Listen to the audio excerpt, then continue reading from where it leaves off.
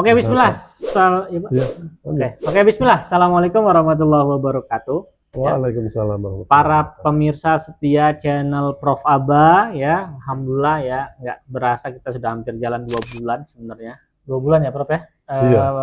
Channel video ini, ya, alhamdulillah terus istiqomah ya mengupload video. Semoga juga yang menonton mendapat manfaatnya dari video yang kita tayangkan. Nah, kali ini kita akan bedah serial buku ya. Di sini ada buku dari Ratna Sarumpait ya tentang menatap ke depan, gitu ya. Menatap ke depan. Prof Aba juga sudah membacanya dan juga sudah bertemu langsung dengan Prof ya. Nah, alhamdulillah. Nah, kira-kira Prof dari buku ini apa sih yang bisa diambil pelajaran penting ya, yang menurut pandangan Prof Aba terkait dengan buku menatap ke depan karya dari Ratna Sarumpait ini, Prof? Iya. Oke. Assalamualaikum warahmatullahi wabarakatuh. Waalaikumsalam. Kalau mendengar atau membaca judul nama penulis buku ini, hampir semua orang di Indonesia tahu. Yang pernah nonton TV itu Ratna Sarumpait, seorang aktivis wanita yang luar biasa ya. Kegiatannya banyak diisi dengan demo, berapa kali ditahan dan seterusnya. Ini saya dapat tahun berapa ya? Tahun 2024. Awal tahun 2024 saya jumpa di sebuah rumah aktivis di Jakarta sana, lalu saya dapat buku ini. Judulnya Menatap ke Depan. Ya. Ada sebuah peribahasa, don't live in the past. Jangan hidup di masa lalu. Why? There is no future in the past.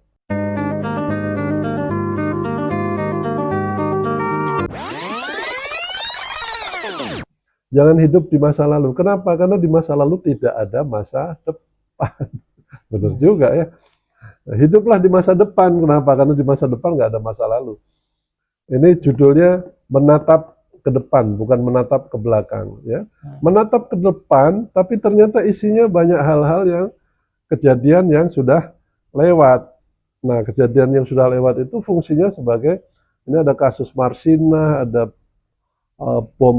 pemboman, ada kerusuhan di Papua, segala macam ditulis sebagai background dari masa depan yang beliau harapkan.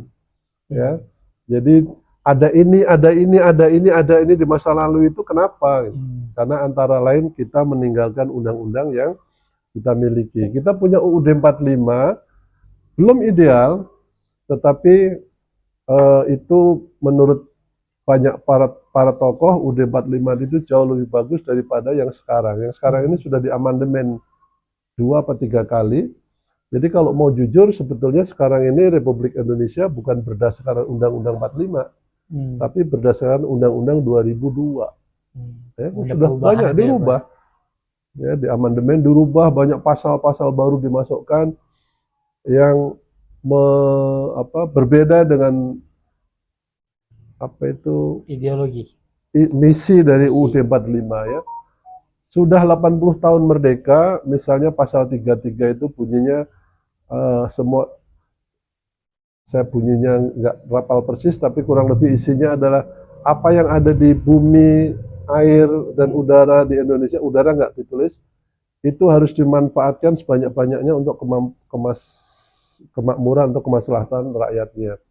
Pemerintah yang diberi amanah untuk mengelola negeri ini harusnya membuat negeri ini menjadi makin kaya, makin makmur, dan rakyatnya sejahtera. Kalau mau lihat contoh ekstrim mungkin Norwegia. Norwegia itu menemukan minyak, tambang minyaknya pertama tahun 1969. Tapi hasil minyaknya dikelola sedemikian rupa sehingga negara itu punya dana abadi, hasil dari keuntungan jualan minyak, dan dana abadi ini bisa memakmurkan rakyatnya. Nah, minyak kita kan kayaknya sebelum merdeka sudah ada minyak ya. Ya, Belanda sudah menemukan minyak di sini. Kita bukan hanya punya minyak, hasil bumi kita ada perak, nikel, tembaga, emas terutama. Tapi ya, di beberapa negara ada yang hanya dengan emasnya.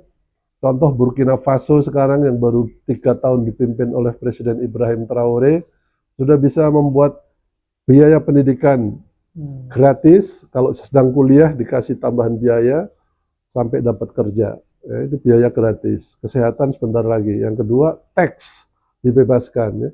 Kalau Mas Arta kerja dapat gaji 10 juta sebulan, di sini dipotong pajak 15% paling enggak.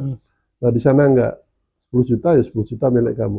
Kalau Mas Arta buka usaha bisnis industri apa itu, tiap bulan untung 100 juta, di sini kena pajak penghasilan. Di sana tidak. Kenapa? Karena negaranya kaya, bisa menahan emas yang tadinya mengalir ke Perancis, stop mandek di sana. Dia bilang emas Burkina Faso harus untuk rakyat Burkina Faso.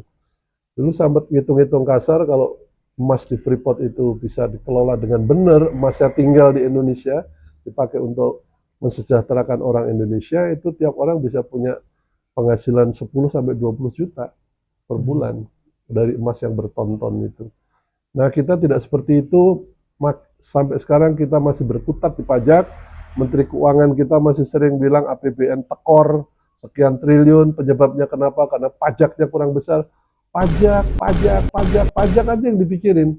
Ya, Anda mulai buka usaha jangan kaget nanti jualan online dipajak, orang jual beli tanah dipajak, yang paling parah nanti bagi waris kena pajak juga.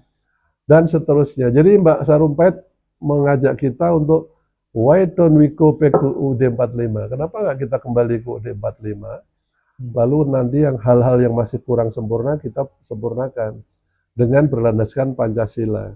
Ya. Jangan langsung dirubah, nambah pasal banyak sekali seperti sekarang. Ya. Ini yang dimaksud menatap ke depan, yaitu kembali ke UUD 45 yang asli. Nanti kalau yang perlu diamandemen dan menegakkan Pancasila. Saya alhamdulillah kenal, belum lama kenalnya, baru 2-3 tahun terakhir. Tapi saya tahu beliau orang baik, terlepas dari kesalahan yang telah beliau berbuat, tapi dia sudah mengakui itu juga salah.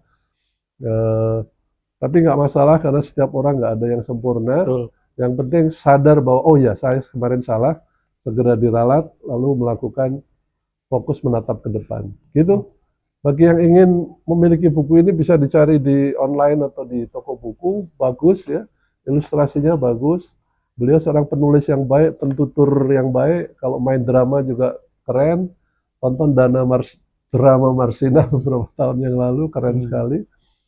Ya, mudah-mudahan menambah semangat buat kita untuk merawat harta karun kita UUD 45 dan Pancasila supaya negara kita ini nggak terlalu lama kehilangan arah.